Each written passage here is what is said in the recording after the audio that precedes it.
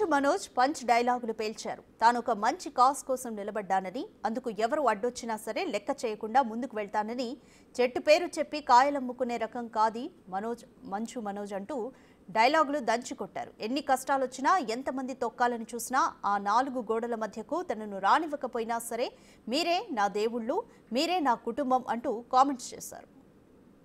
నాకు జీవితంలో ఎన్ని కష్టాలు వచ్చినా, ఎంతమంది తొక్కాలని చూసినా, బురద చల్లాలని చూసినా, ఆ 4 గోడల మధ్యలో నన్ను రానికపోయినా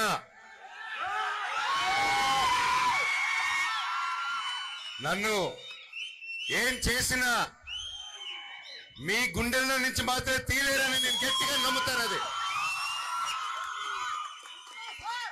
మీరే నా దేవుళ్ళు, మీరే నా కుటుంబం, మీరే నాకు అన్ని.